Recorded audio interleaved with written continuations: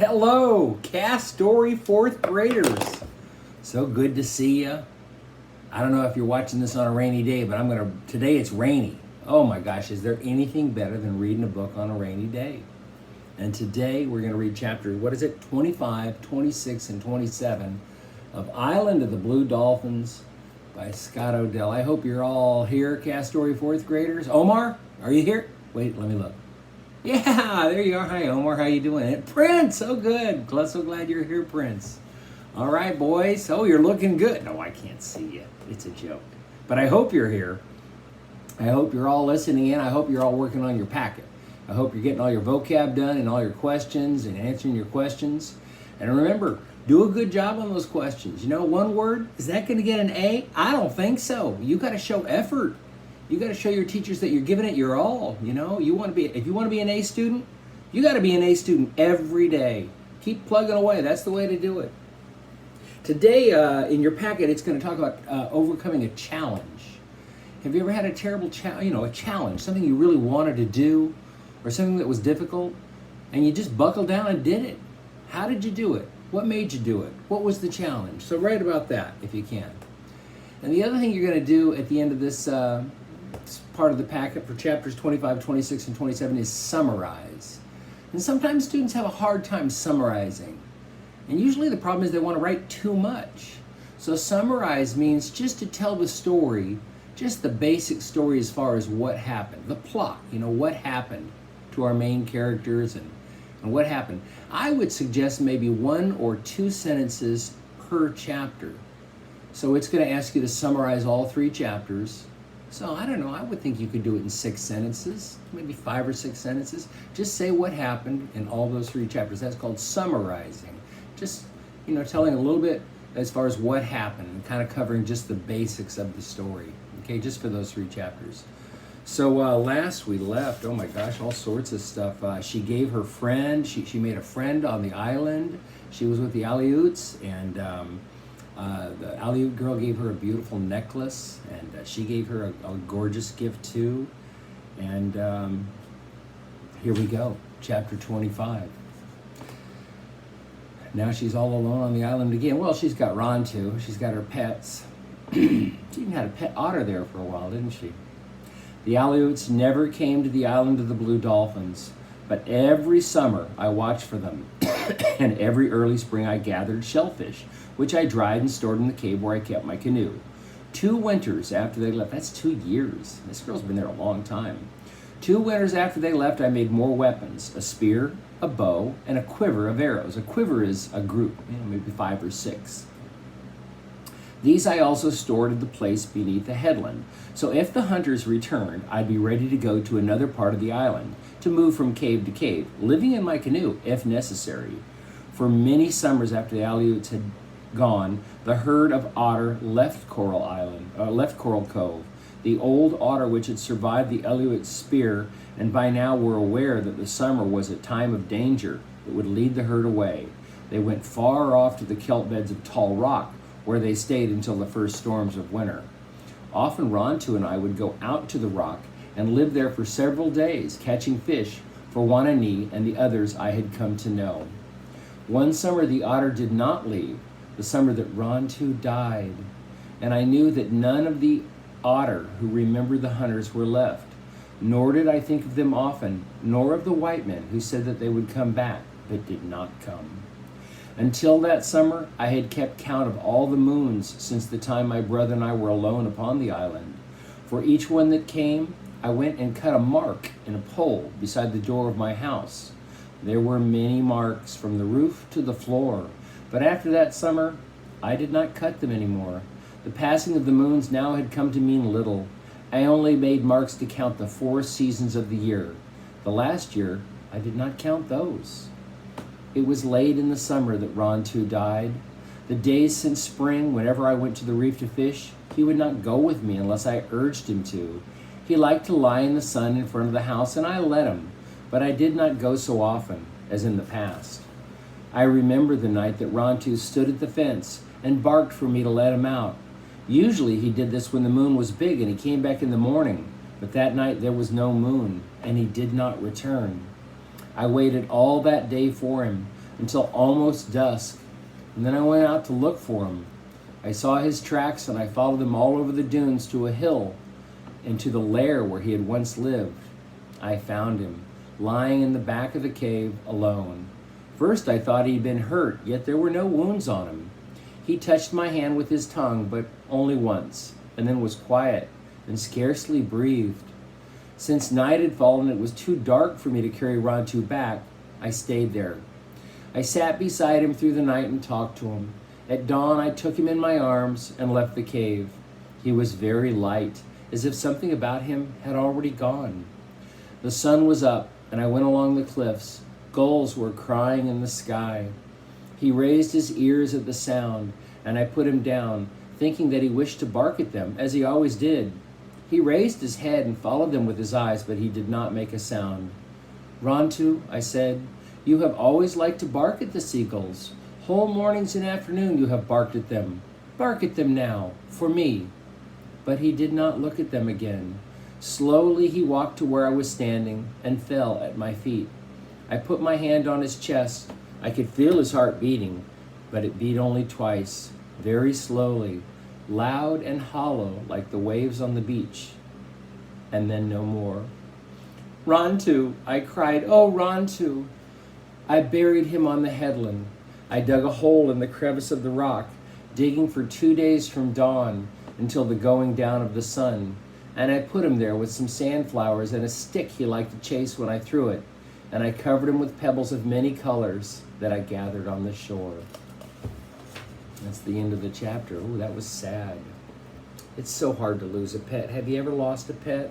Had it maybe taken it to the vet, or just died? It's so sad. She must really be lonely. Chapter 26. That winter I did not go to the reef at all. I ate the things I had stored and left the house only to get water at the spring.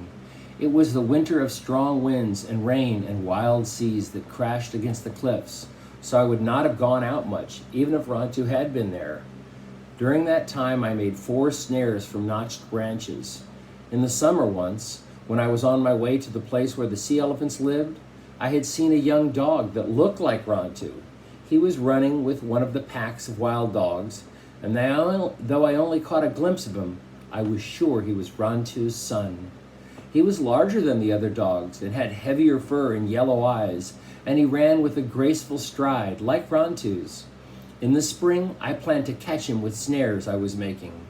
The wild dogs came to the headland often during the winter, now that Rontu was gone, and when the worst of the storms were over, I set snares outside the fence and baited them with fish. I caught several of the dogs the first time, but not the one with yellow eyes, and since I was afraid to handle them, I was forced to let them free. I made more snares and set those again, but while the wild dogs came close, they would not touch the fish. I did catch a little red fox which bit me when I took her out of the snare, yet she soon got over her wildness and would follow me around in the yard, begging for abalone. She was very much a thief. When I was away from the house, she always found some way to get into the food, no matter how well I hid it, so I had to let her go back to the ravine. Often, though, she would come at night and scratch at the fence for food. I could not catch the young dog with a snare. I was about to give up trying to when I thought of the tulachi weed, which we sometimes use to catch fish in the tide pool. It's not really a poison, but if you put it in the water, the fish would turn over on their backs and float. I remembered this weed and dug some up where it grew on the far side of the island. I broke it up into small pieces, which I dropped in the spring where the wild dogs drank. I waited all day, and at dusk the pack came down to the spring. They drank their fill, but nothing happened to them, or not much. They frisked around for a while as I watched them from the brush, and then trotted away. And then I remembered zuchal, which some of the men of our tribe used, and is made up of ground up seashells and wild tobacco. I made a big bowl of this, mixing it with water, and put it in the spring. I hid in the brush and waited. The dogs came at dusk. They sniffed the water and backed off and looked at each other, but at last began to drink. Soon afterward, they all began to walk around in circles. Suddenly, they all lay down and went to sleep. There were 9 of them lying by the spring. In the dim light, it was hard to tell which one I wanted to take home, but I finally found him. He was snoring as if he had just eaten a big meal. I picked him up and hurried along the cliff, being frightened all the way he would wake up before I reached the headland. I pulled him through the opening under the fence and tied him with a thong and left food beside him to eat and some fresh water. Before long, he was on his feet, gnawing through the thong. He howled and ran about the yard while I cooked my supper. All night he howled, but at dawn, when I went out of the house, he was asleep. He lay there by the fence sleeping. I thought of different names for him, trying first one and then another, saying them over to myself. At last, because he looked so much like his father, I called him Rantu Aru, which means son of Rantu. In a short time, he made friends with me. He was not so large as Rantu, but he had his father's thick coat and the same yellow eyes. Often, when I watched him chasing gulls on the sand spit or on the reef barking at the otter, I forgot that he was not Rantu. We had many happy times that summer, fishing and going to the tall rock in our canoe, but more and more now, I thought of Tutak and my sister Ulap. Sometimes I would hear their voices in the wind, and often, when I was on the sea, in the waves that lapped softly against the canoe. And that's the end of chapter 26. Boy, these are short chapters. So she's got a new dog. She's got a new pet. His name is Son of Rantu. Chapter 27. After the fierce storms of winter came many days when the wind did not blow. The air was so heavy it was hard to breathe, and the sun so hot that the sea was like a sun itself, too bright to look at. The last day of this weather, I took the canoe from the cave and paddled around the reef to the sand spit. I did not take Rantu Aru with me, for he liked the cold and did not like heat. It was good that he did not come with me. The day was the hottest of all, and the sea shimmered with red light. Over my eyes, I wore shields made of wood with small slits in them to see through. No gulls were flying. The otter lay quiet in the kelp, and the little crabs were deep in their holes. I pulled the canoe up on the beach, which was wet but steaming from the sun. Early every spring, I took the canoe to the sand spit and spread fresh pitch in the cracks that needed it. I worked all this morning, stopping from time to time to cool off in the sea. As the sun climbed high, I turned the canoe over and crawled under it and went to sleep in the shade. I had not slept long when I was suddenly awakened by what I thought was thunder. But upon looking out from my shelter, I saw that there were no clouds in the sky. Yet the rumbling sound kept on. It came from a distance from the south, and as I listened, it grew louder. I jumped to my feet. The first thing that caught my gaze was the gleaming stretch of beach on the southern slope of the sand pit. Never in my life on the island had I seen the tide so low. Rocks and small reefs that I did not know were under the sea stood bare in the blinding light. It was like another place. I had gone to sleep and wakened on another island. The air was suddenly tight around me. There was a faint sound as if some giant animal were sucking air in and through its teeth. The rumbling came closer out of an empty sky, filling my ears.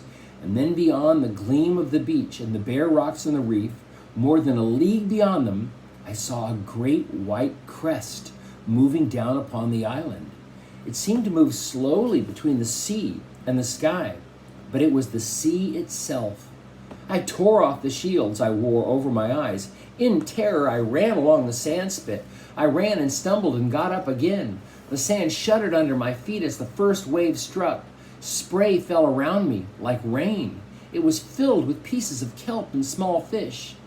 By following the curve of the sand spit, I could reach the cove and the trail that led to the mesa. But there was no time for this. Water was already rushing around my knees, pulling from every direction. The cliff rose in front of me, and though the rocks were slippery with sea moss, I found a hold for a hand and then a foot. Thus, a step at a time, I dragged myself upward. The crest of the wave passed under me and roared on toward Coral Cove. For a time there was no sound, and then the sea began to seek its old place, running backward in long, foaming currents. Before it could do so, another great wave moved out of the south. Perhaps it would have been even bigger than the first one. I looked up. The cliff rose straight above me. I could climb no further. I stood facing the rock with my feet on a narrow ledge and one hand thrust deep into a crack. Over my shoulder, I could see the wave coming. It did not come fast, for the other wave was still running out. For a while, I thought that it would not come at all because the two suddenly met beyond the sand spit. The first wave was trying to reach the sea, and the second one was struggling toward the shore. Like two giants, they crashed against each other. They rose high in the air, bending first one way and then the other. There was a roar as if the great spears were breaking in battle, and in the red light of the sun, the spray that flew around them looked like blood. Slowly, the second wave forced the first one backward, rolled slowly over it, and then, as a victor drags the vanquished, moved in toward the island. The wave struck the cliff. It set long tongues streaming around me so that I could neither see nor hear. The tongues of water licked into all the crevices, dragged at my hand and my bare feet gripping the ledge. They rose high above me along the face of the rock, up, and then spent themselves against the sky and fell back, hissing past me to join the water rushing on toward the cove. Suddenly, all around me was quiet. In the quiet, I could hear my heart pounding, and I knew that my hands still had hold of the rock and that I was alive. Night came, and though I was afraid to leave the cliff, I knew I could never stay there until morning, that I would go to sleep and fall. Neither could I find my way home, so I climbed down from the ledge and crouched at the foot of the cliff. Dawn was windless and hot. The sandspit was strewn with hills of kelp. Dead fish and lobsters and pink crab lay everywhere, and two small whales were stranded against the rock walls of the cove. Far up the trail that led to the mesa, I found things from the sea. Rantuaru was waiting at the fence. When I crawled under it, he jumped upon me and followed me around, never letting me out of his sight. I was glad to be home on the high headland where the wave had not come. It had been gone only from one soon to the next, and yet it was like many suns, like the time I had gone away in the canoe. Most of the day I slept, but I had many dreams, and when I awoke, everything around me was strange. The sea made no sounds on the shore. The gulls were quiet. The earth seemed to be holding its breath, as though it were waiting for something terrible to happen. At dusk, I was coming back from the spring with a basket of water on my shoulder. Walking along the cliff with Rantuaru, everywhere the ocean was smooth and yellow, and it lay against the island as if it were very tired. The gulls were still quiet, perched on their rocky nests. Slowly, the earth began to move. It moved away from my feet, and for a moment I seemed to be standing in the air. Water tipped out of the basket and trickled over my face. Then the basket fell to the ground. Not knowing what I did, thinking foolishly that another wave was upon me, I began to run. But it was a wave of earth, and it rippled under me along the cliff. As I ran, another wave overtook me.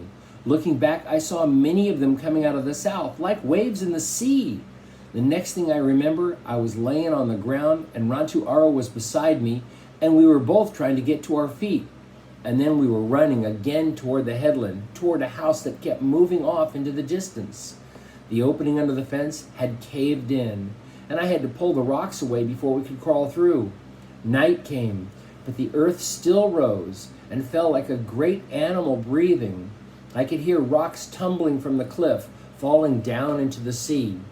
All night we lay there in the house. The earth trembled and the rocks fell, and yet not the big one on the headland, which would have fallen if those who make the world shake had really been angry with us.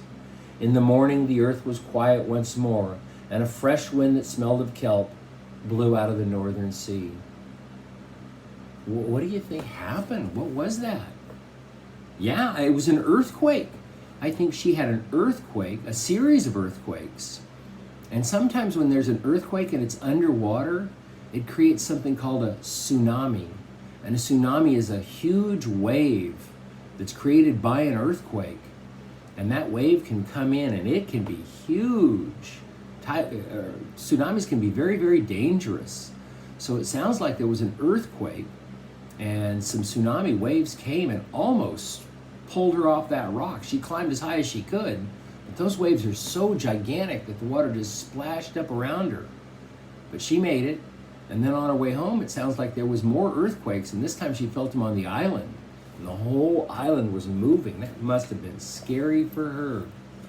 Well, that's the end of chapter 27. That was pretty quick today. All right, well, work on that packet.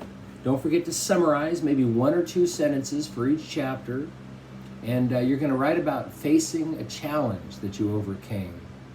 All right. Well, I sure enjoyed that. I hope you did too. I'll see you next time, and we will finish the book. All right. Adios, my friends.